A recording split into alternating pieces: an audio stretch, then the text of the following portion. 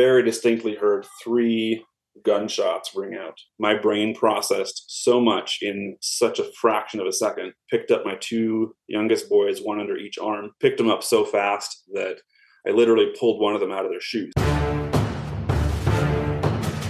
Listen up, gang. Lucky Gunner has both fantastic content and great prices on ammo. Enjoy the convenience of online purchase and crazy, super fast shipping. Experience why Lucky Gunner is one of our favorite spots on the Gunternet. Get-asp.com/LuckyGunner. And while you're there, you'll find MagTech ammunition. MagTech is the exclusive range ammo for the Active Self-Protection team, and we are grateful for their commitment to quality and support. You can buy MagTech ammo at the Lucky Gunner link. Remember to tell them that you heard about them on the ASP podcast. Alrighty, gang. Welcome back to the Active Self-Protection podcast. I am your host, Mike Williver, and I remain your favorite former Fed, whether you like it or not. With us today, Phill Buckles. He is from Albuquerque, New Mexico. He is married with 3 young kids, and he is a busy man. He owns and runs 2 companies. One is an accounting business. That is his stock and trade, and also a company called Bosque Tactical, Bosque Tactical, and they offer all sorts of high-speed training there in Albuquerque. Phill, thanks so much for coming on. How are you, sir? I'm doing great. Thanks, Mike, for having me. It's an honor to be here. Well, it's my pleasure. You know, without folks like you reaching out with your stories, and once again, I'll tell the listeners, in your email, you're like, I didn't think this story was really worth telling until I heard another episode of the podcast. And that's what I'm hoping people will realize, is that we have everything from fatal shootings, machine guns pointed at cops, to someone, almost pulled their gun at a dog park. Like that's the range that we have. So if you think your story is remotely worth telling, hit me up, Mike at ActiveSelfProtection.com, and let's talk about it. So talk to us about your self-defense background. You told me before we started here, you're an accountant by trade. So at some point, you went from being an accountant by trade to moving into the firearms instruction world. So when did that start for you? Yeah, so I always grew up around guns. My stepdad was a cop. He was the investigator for the county we lived in. I'm from the Minneapolis area originally. Mm-hmm. So he was a deputy sheriff detective for one of the counties in Wisconsin that we lived in, just outside of Minneapolis.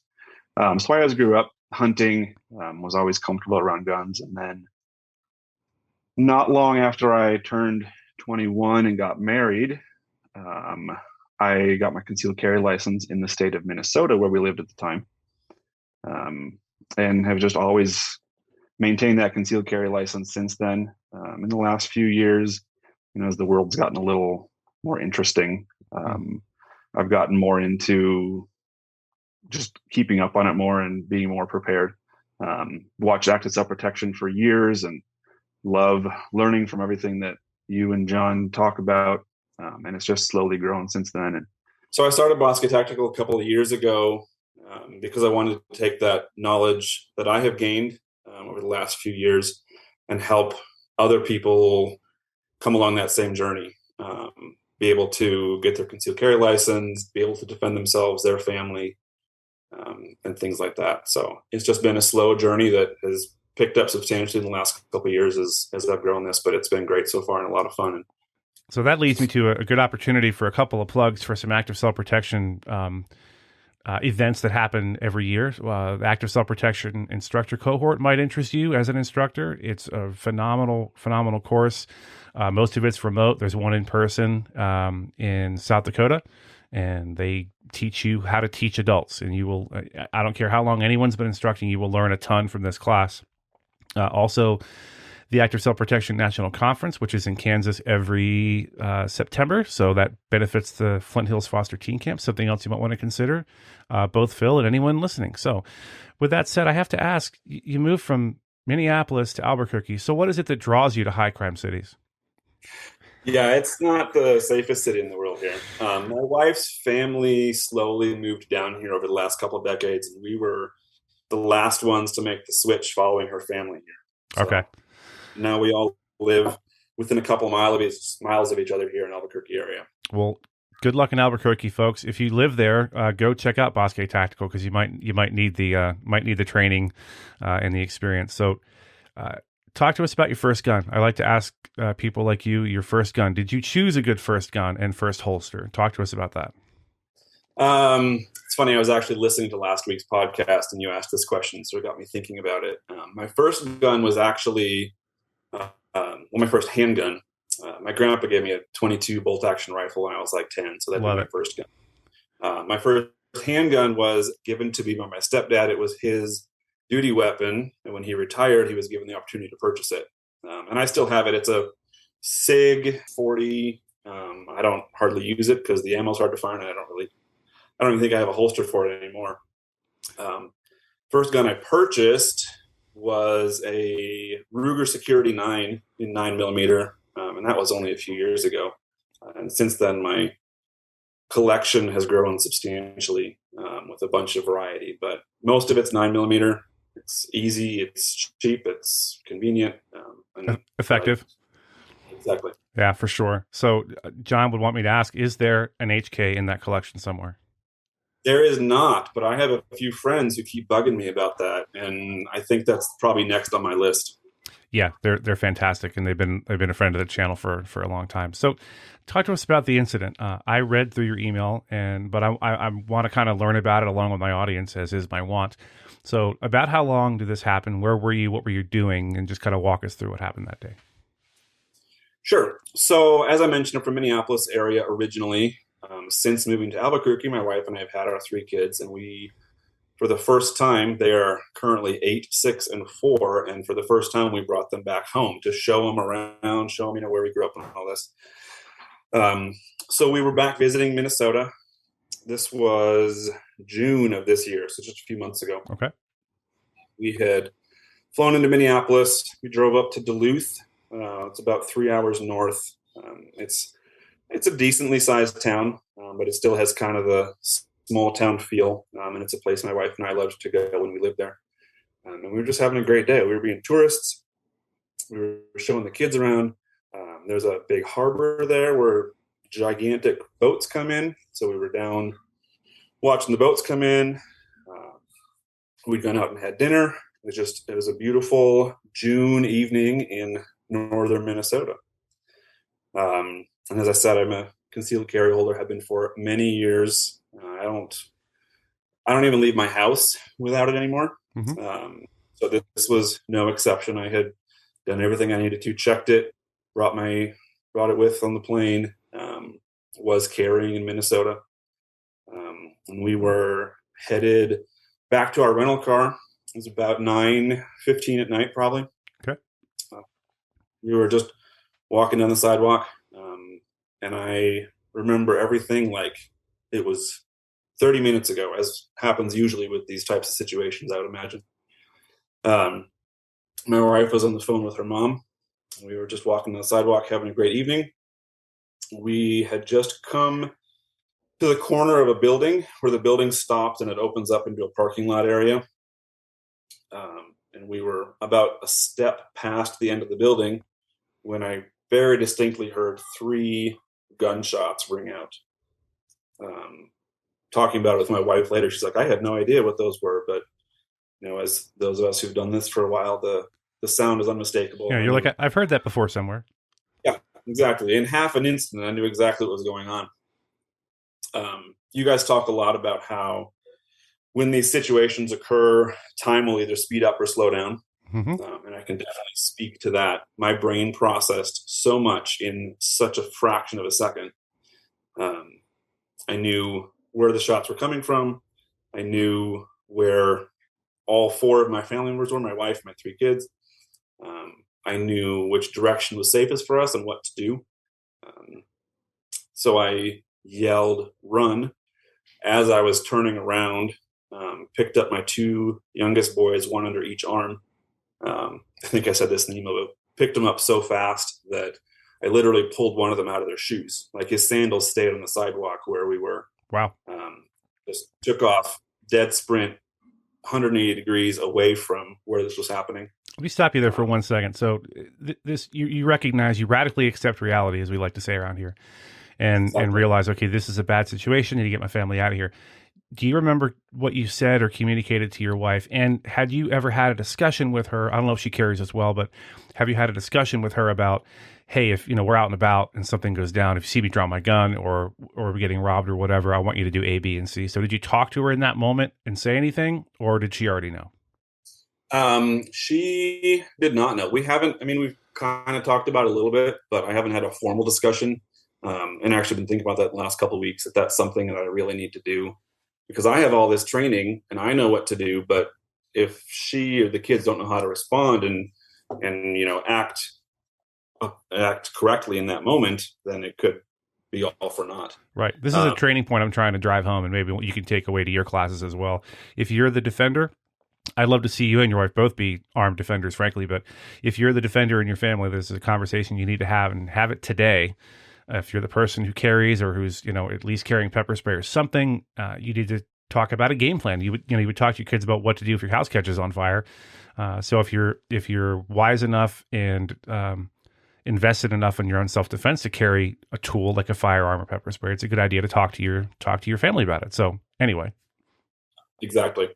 Yeah. So like I said, we haven't had that conversation. My wife is very supportive of me carrying, but she didn't grow up around guns as much as I did. So she's just not as comfortable with it. Mm-hmm. I almost have her convinced. She's right there. I think I'm going to run her through one of my classes come this spring, and then she can start carrying too. But no, we hadn't had that conversation. And the only thing that happened in that moment is I just yelled, "Run." And even though we hadn't had that conversation, she knew enough to respond and not ask questions and just did it. Mm-hmm. Which there's no way to know what could happen if we didn't. You can always second guess these things. So who knows what would have happened if she hadn't, listened and if she froze, or whatever. Yeah, because like I said, she was on the phone with her mom, so she was totally distracted and oblivious, and through no fault of her own. Why wouldn't you be talking with your mom about what our day had held? So she was just in a different mindset than I was. So in this moment, you're now hauling the mail down the street, carrying your two smaller children, and your older, is it a boy or girl? The oldest? They're all boys. Okay, so the oldest boy you just leave him there. I mean, I got two. Two's good enough. He's 8. He can fend for himself. He was closer to my wife, so she grabbed his hand, and they both were, half a step behind me, hauling tail down the sidewalk. Also, gotcha. Okay, so what happens next? Yeah, so I went back and mapped it out. So it was about 50 yards, the length of the building. And then the building opened up into another parking lot on the other side. So we run as fast as we can down the length of the building, turn around that corner. So we're now behind a brick building for cover. I put the two kids that I'm carrying up against the wall. My wife and my third son arrive, and she stands in front of them. So they're with their backs to the wall. She's like, being mother hen, corralling them, keeping them there. Mm-hmm. And I go back to the corner so I can look back down the street where we had come from to see what was going on. I'm peeking my head around the corner, watching for more threats, trying to figure out what happened, what I need to do. But looking back on it, I think it's interesting that in that moment, I knew what I had to do was protect my family, and the best way to do that was to run away. Yep. I had my gun on me.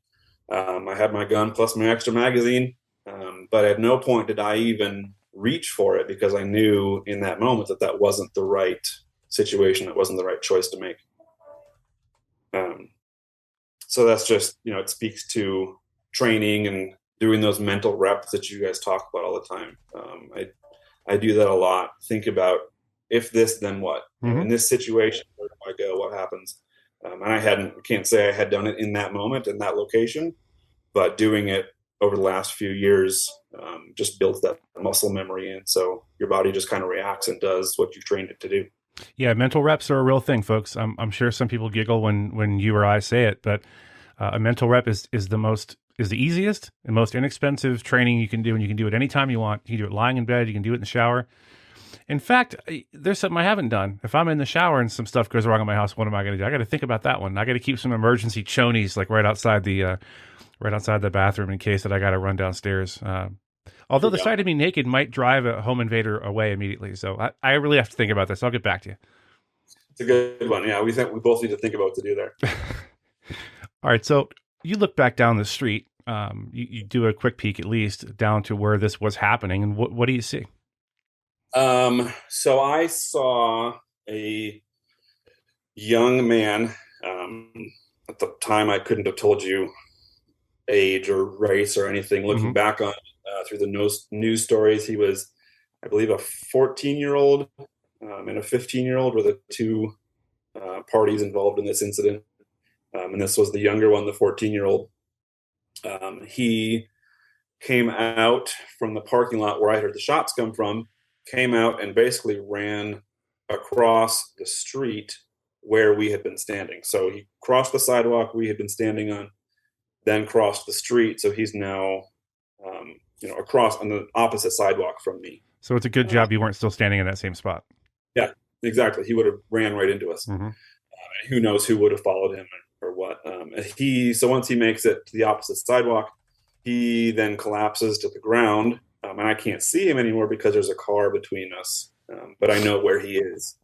So I'm, in my mind, I'm keeping track where he is, still looking down the sidewalk to see if the other person arrives, not knowing which one, either, both, who had the gun, where the shots came from. Just trying to keep track of where everyone's at. And I know it was, so backing up a little, it was a pretty occupied street. There were lots of other people there with us. Okay. And then ran down the sidewalk alongside us. So there was kind of a group of maybe 10 or 15 of us kind of hiding out behind this building. And I heard at least two of them were on the phone with 911 by this point. So I knew that had been taken care of. It wasn't something I had to do. So I was able to keep my focus down the street, keep an eye out for whatever situation, however it might evolve from there. And thankfully I never saw anyone else. The guy who we later learned to be the shooter ran the opposite direction, did not come towards us, didn't chase the guy that he was shooting at, because that would have obviously changed the situation drastically. But so from there, we just kind of hunkered down behind this corner of the building until Duluth PD showed up. They did an amazing, fantastic job. They were there within probably 2.5 minutes. So they were obviously very close by when this happened. And they did exactly, I don't have any police training. I have obviously lots of firearms training. My dad was a cop. So from my opinion, they did exactly what they should do. They shut down the street. The first cop got out, walked over to the victim, assessed him very quickly, obviously decided that his injuries were non-life-threatening because he pretty quickly then beelined it over to where the shots had come from in the other parking lot. And then over the next few minutes, the rest of the cavalry arrived. A bunch more cops showed up. We had fire and ambulance and everyone. So yeah, it was an intense couple minutes. But like that training told me that in that moment, it was not the time to draw my gun, even though I could have. But I had not seen exactly the shooting happen. I heard it happen. I knew where it had come from, and it was very close, but not actually seeing the shooter. In my mind, it wasn't the right time and place to draw. Yeah, that was going to be my next question. So you beat me to the punch. So is there any way you can imagine drawing your gun, making that situation any better than it was under those exact same circumstances? No, not at all. All that would have happened if I had drawn is, all these people we were running with would have seen me with the gun. The cops show up, and now I'm the person who has the gun. Exactly. I don't think, looking back on it, I've thought through it so many times in the last few months, and I don't think there was anything that I could have or could have. Yeah, but I don't think there's anything I should have done differently. I think it all worked out well, and we all made it home safe. That's outstanding. So has this changed the way you train at all? Has this amended your training regimen? Do you do anything differently now at the range or on the mat room or anything like that? Not for nothing, but if you see the movie Zombieland, the new rule number 1 is cardio. So being in enough shape to pick up 2 kids and haul the mail, 50 yards and not be completely smoked is obviously important. But as far as your tactical firearm self-defense training, has this changed anything for you? I would say it probably hasn't a whole lot, other than I think through those mental reps, specifically about this situation. I wouldn't go as far as saying that it's PTS or anything, but I definitely think about it a lot and relive it here and there. Think about if it was the right situation, and I keep coming back to that it was. And then I also go to the fact that my 8-year-old was just horribly shaken by it. So he, after the smoke clears and PD lets everyone go, we get back in the rental car, we head back to the hotel, and he just like in the back seat is just shaking for the next probably half hour, 45 minutes. And just seeing him in that state was heartbreaking. But still at the same time, knowing that I had done everything right and protecting them was good. But I definitely think about it a lot. Yeah, I can imagine that would be very traumatic for a child of that age. The other two kids, did they understand what was happening, do you think? Possibly. They were younger, so they're 6 and 4. So I think that they understood what was happening. I take them shooting all the time. We have guns around, obviously, all over the place. They know the firearms safety rules better than most of the people who take my classes. Right. But being that age, I feel like they understood what was happening, but they probably didn't understand the gravity of it as much as the older one did. So while we're talking about kids, let's talk about kids and guns in the house. I think it's a perfect opportunity. You obviously have guns in your home. So talk to our audience real quick about what you say to them and what you tell them and your sort of approach to that topic, because it's important. And I talk about this with my concealed carry classes, my pistol training courses also. I think I may have heard this from you guys, but there's basically 2 schools of thought to it. You can either hide the gun and make it interesting and taboo, and the kids will want to see it and play with it, or you can show them how it works, like disassemble it, show them the mechanics of it, let them handle it, obviously in an unloaded and safe manner while teaching them all these rules. And I've definitely gone for that second side of it. My 3 kids, they'll ask to see how it works. So we disassemble the AR, the Glock, and they look at, this is the trigger and how it releases the hammer. And they know all the components of it. And they don't even really play Nerf guns that well in the house because they have the whole keep your finger off the trigger drilled into them so much that it's just kind of a funny thing there. But we definitely, I keep them all locked up, obviously, but I have no doubt that if one of them were to come into contact with a firearm, they would have no problem knowing the rules, staying away from it, simply because there isn't that unknown taboo to it. They know what they are and they know how they work. Yeah, that's one of my few original contributions to the ASP universe is talk to your kids about your guns, make them safe, let them dry fire them, let them work the action, make them familiar with them, give them, obviously the information they need, which is that, this is not to be touched out of, if you ever want to see it, just let me know. We'll take him out. We'll mess around with him again. Not a big deal, but you just can't do it without mom or dad around. That's all. So I'm glad I have one thing I've contributed to the channel, which is that. All right. So let's talk about lessons. I think number one lesson from this incident is be trained, be prepared, and be armed. You have to be armed and trained to respond to something like this effectively. And also the mental reps, you talked about it, having the mental rep in, and now someone listen, tens of thousands of people a month listen to this show, I'm proud to say. And so all these people are getting this mental rep, hearing your story. They hadn't thought, what if a shooting happens adjacent to me and I'm with my family? What am I going to do? So be prepared, be trained, be armed, be ready, have had that conversation with yourself. Am I willing to employ deadly force if I need to? That's not a conversation you want to have in the moment when it may become necessary. Removing yourself from the situation is always the best answer if it's feasible. So getting the heck out of there, get off the X, don't freeze up. If you can escape and get away and get your family away, do that. That's exactly what you did. I think you handled that perfectly. And I think the big thing I want to come away with here is, and I didn't think that at the beginning of the show, but I'm thinking now that the big takeaway is, hey, if you're the defender, talk to your family. If you and your significant other are both defenders, talk to your family, talk to each other, assign roles if you can. Like I said, you talk to your kids about what happens if there's a fire. we have a window ladder, or we have this route of escape, and we're going to meet here, like a fire drill at school. So are you planning now, I'll put you on the spot, Phill, are you planning to have this detailed conversation with your lovely wife today? I think it's a good plan. We'll do it as soon as I'm done. I like it. So folks, if you're listening, well, of course you're listening, or else you wouldn't hear me say this. If you're out there paying attention, let's put it that way. If you're paying attention and you're the defender, have that conversation. Don't put it off for a few days. Have it today, because today could be the day some bad stuff happens. Certainly, Phill wasn't expecting this. He was on a lovely vacation, visiting a place he loved to go that is a relatively low crime. And what do you know? There was a shooting right next to him, and he had to act quickly, and that's exactly what he did. Real quick, don't forget to stick around for the Gutowski Files following this exciting episode. Hey, do me a favor. Again, if you're listening and paying attention, tell a friend about this show. Tell your buddies at the range. Tell your buddies in your shooting club. Tell your friends and family about the show. And if you can, leave us a review on Spotify, Apple, wherever you listen. 5-star reviews are appreciated. And Phill, was there anything you wanted to add before we part ways? I don't want to miss anything.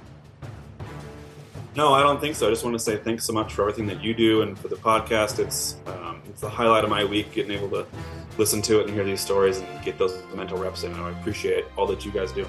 I love it. Hey, man, if it weren't for people like you reaching out to tell your story, there wouldn't be a show. So thank you for reaching out. And folks, again, if you have a story and you're not sure if it's podcast worthy, you got to let me know and we'll talk about it. And maybe it is, maybe it isn't. But I'd hate to miss a good mental rep for our listeners out there. So again, Phill, thanks so much for coming on. I appreciate it. Have a great day. You too. The main interview is over, and you know what that means. It's time for your favorite weekly segment, the Gutowski Files, featuring and or starring Stephen Gutowski. He is your favorite investigative reporter. He is the host of the Weekly Reload podcast and the founder of thereload.com. Stephen, how are you, sir?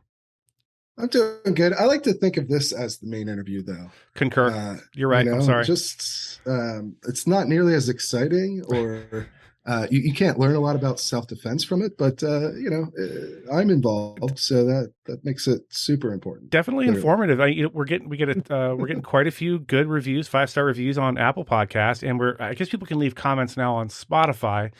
I don't think the public can see them, but I can, and a lot of them mention either Gutowski misspelled terribly or the Reload. So people are listening to this segment. They are sticking around for the whole thing, which I appreciate. Well, at least they can spell reload correctly. Correct. That's It's the Reload, by the way, if you're looking for it online. Folks, I appreciate you listening. Yes. I can't tell you enough. There wouldn't be a show if you didn't pay attention and tune in every week. So thank you so much. If you haven't already, go leave a 5-star review on Apple or Spotify or wherever you listen and try to say something nice about me if you can manage that. This week, a couple things are going on. We're going to talk about an article over at The Reload by reporter Jake Fogelman. And I have to warn you in advance, I have a very small puppy in my lap right now as we speak. It's not a video podcast. Yeah, we gotta get to the video podcast so people can see. Agreed. Your beautiful bald head and that adorable puppy. He is pretty cute. His name is Rocco. He is the official mascot of the Active Cell Protection podcast. So if you're interested, let me know. We'll see if we can get pictures out there because I think his public demands it. Anyway, so the article we're talking about today over at thereload.com, it is an analysis piece, as I said, by Jake Fogelman, and it is entitled Why California's Attorney General Can't Defend the State's Gun Litigation Law. Now, this is a member exclusive, so you're fortunate to be listening to this to get the gist of it, because otherwise you'd have to go pay money. Talk to us about what Attorney General Rob Bonta is going on. Is he Republican? He's a Republican, right? No, he's a Democrat. No, it's really? California. Oh, I was just It's kidding. California. It's supposed to be a joke.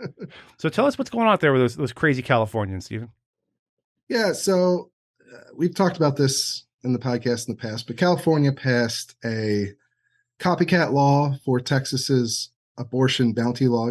People have probably heard a lot about that law as well in the lead up to overturning Roe v. Wade. It actually kind of became a moot point because the Supreme Court overturned Roe v. Wade after they passed this bounty law that was sort of designed to try and get around Roe v. Wade. But after that happened, the sort of predictable result was that blue states were going to start adopting the same basic policy, but on issues that they wanted to sort of attack their opponents on. And so California went with guns, right? And one of the provisions, this is sort of a less known provision, is one that involves fee shifting in litigation. So if you sue the state over one of its gun laws, right? If you're in California and you sue the state over its gun laws, You now, under this law, would have to pay for the state's legal fees, you and your lawyers, which is also an unusual bit about this. Usually the lawyers, the people you get to represent you, aren't liable for anything if you don't win a case. But in this circumstance, sometimes if you lose a case, or if the government loses a case, or in some circumstances you might have to pay the legal fees of the winning side, right? Well, this takes that concept and says, if you lose any portion of your case, then you have to pay the government's fees, and that they're the only ones who can benefit from this provision. So by that you mean, so if you win, yeah. So, but if you win, the government's not paying your legal fees, right? This is a one-way street, right? But even if you win on, say, you have like 4 different points that you're challenging this law under, if you win on 3 of those and lose on 1, you have to pay the state. And so the effect of this, as you might imagine, is that gun rights groups have bowed out of a number of challenges. They're sort of prioritizing, right? They're only going with certain claims that they're absolutely sure that they can win with. Makes sense, yeah. And so the effect is a chilling effect, right? As you often hear with these sorts of laws, it causes people not to challenge these laws. And it's also there's also the issue, of course, that this applies as well for federal cases, which is something that the state can't necessarily tell the federal government, that the federal judges, that they have to award legal fees to the people who lose. Yeah, I'm going to go out on a limb and say that's almost definitely not the case. Yeah, generally it's not, and it's sort of, you get issues of supremacy issues, like the Constitution allows you to sue state governments for laws that violate the Constitution, right. And so a state can't necessarily put conditions on when you can sue in federal court, if that makes sense. So this law has been very controversial. It's sort of, but also not really widely talked about. And so California passed it as a way of like doing a tit for tat with Texas. Right. So you pass that in Texas, we're going to pass it in California, but on something that you Texans like, your guns or whatever. And so, as a result of this, the nature of this law and how it was passed, the Attorney General of California, Rob Bonta, had previously called this exact provision unconstitutional when he was talking about the Texas version of it. And so the problem with that is that Rob Bonta is an attorney who is tasked with defending the laws of California. And, under legal ethics, you can't put forward arguments in court that basically aren't in good faith, or that you don't actually believe, right? And so you can actually be sanctioned for doing that. And a gun rights group there, one of the gun rights groups, the California Rifle and Pistol Association, which is, I believe, an NRA affiliate, but they actually served a Rule 11 sanction motion against Rob Bonta in the lead up to him bowing out of defending this law. And so effectively, if they had succeeded with that motion, he could have been sanctioned by the federal courts for putting forth arguments that he doesn't actually believe. And so it's sort of a really embarrassing situation. Sometimes this happens, right? Occasionally you will see the government, like the attorney general or somebody who's tasked with defending a state's law, or even a federal law, decide not to do so. They'll decline to defend the law, and usually somebody else will come in. This happened a lot with gay marriage bans a few years back, where in California, actually it happened in California, where the attorney general refused to defend the gay marriage ban that was passed by popular vote, back in Prop 8 back in 2012. Was it? Yeah, it was a long time ago at this point, but everyone remembers that situation, and so but usually that happens because the administration is, the law was passed by an old administration or by the voters or what have you, and the people in power who are tasked with defending it don't agree with the law, and so they don't go and defend it. In this case, it's sort of more embarrassing because it's like this law was passed by this administration, was just passed, and now their AG has to bow out of defending it, and so the governor is going to step in and defend it instead. But it's interesting at the same time because the AG called this same provision unconstitutional in Texas's law, but he was actively avoiding having this confrontation in California. He was trying not to get this law reviewed. What California wants is for the Texas law to get ruled on first. They want to see, basically, it's the same idea, right? That if Texas is going to be able to enforce their version of this law, we want to enforce our version, even if we don't think this is a constitutional law.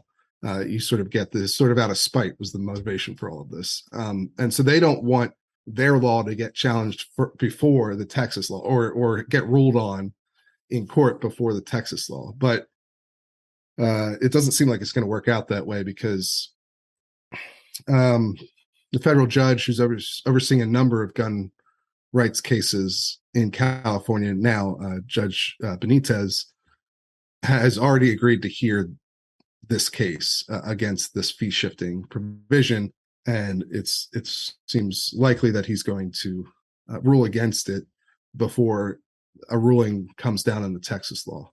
But the AG had been trying to avoid that by effectively saying in all the gun litigation cases that the state was voluntarily not enforcing their law, so that essentially the plaintiffs wouldn't have standing when it came time to sue over it. There have been a couple of attempts to get federal judges to rule on this provision already, but none of them have been successful because of the Attorney General's avoiding the issue altogether by just saying in court that they won't seek legal fees under the provision. So, it's not exactly like it might sound from, his quotes that this is sort of a principled thing. He said, at this time, the Attorney General is not in a position to defend the merits of a provision indistinguishable in relevant part from a provision that he has opined is unconstitutional. That was a quote from the brief that the Attorney General filed in the case.